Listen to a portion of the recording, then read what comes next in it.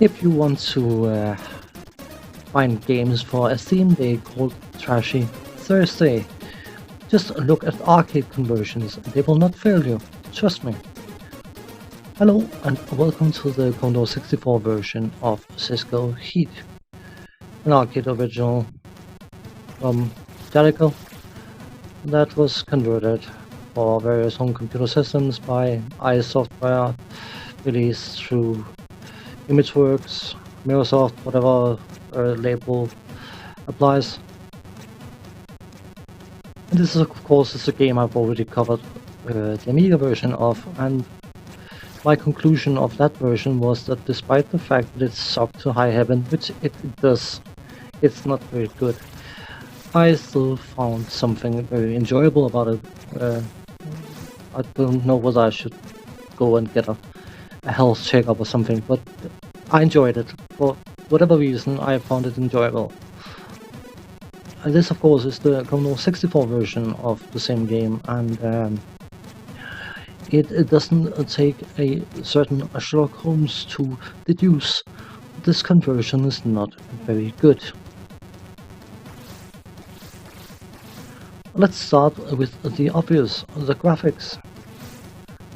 While the graphics in and by itself isn't overly ugly, I mean, I've seen worse than this, much worse, it is not particularly pretty either. Especially the backgrounds are absolutely minimalistically simplistic. And of course, the other vehicles, mainly the other police cars, you can quite clearly see that they are predefined sprite blocks, and no attempt have been made at masking the fact that it is a predefined sprite block, because you get outlines around vehicles. That is not necessarily a unique flaw for this game, but it sticks out like a sore thumb. The controls are very heavy.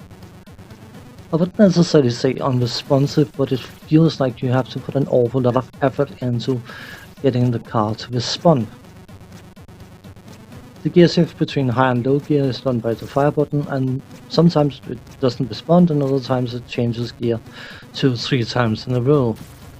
So you constantly have to keep an eye on whether you are in high or low gear.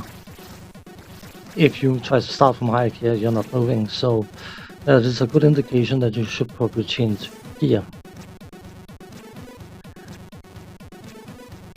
Finally, of course, we have sound.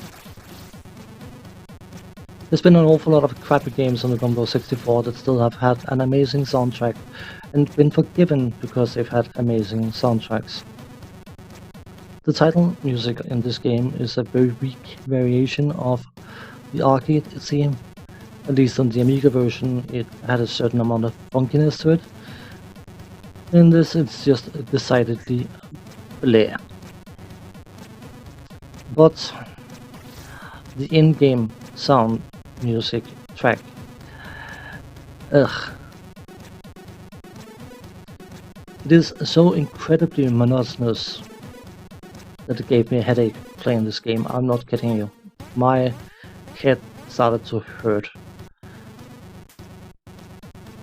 The SID chip was fabled for its ability to produce, for this system and for the time, very high quality music. And that is definitely not put on display in this game. Actually, I would say that forcing the poor SID chip to send out these distinctively horrible sounds is disgraceful. The graphics moving, I couldn't decide whether they induced seasickness, nausea, or seasickness induced nausea. I think it was all of them. If you pay attention to the top middle of the screen where the player car's position is listed, you will probably notice that, well, position 7 at the moment, but then suddenly, out of nowhere, you pass a bunch of cars and suddenly you are position 1. almost on cue. And it doesn't matter. I mean, I'm playing this game. I was just doing top speed basically at all times, except for when I smacked into something. Position 7 now. I've noticed that it seems like the other cars are on a fixed cycle, because it didn't matter whether I was driving 170 whatever units they are, or 20, just suddenly out of nowhere overtook all the other cars I'm racing against. Yeah.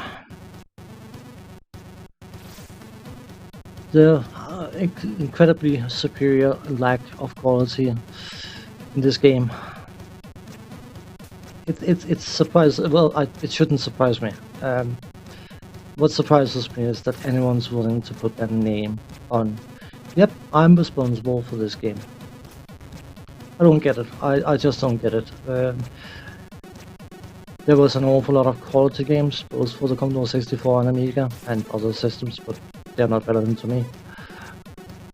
But there was also an awful lot of garbage. Based around the good games, those who were creating less good games couldn't blame the system, because it's been proven time and time again that the system was capable of producing something decent.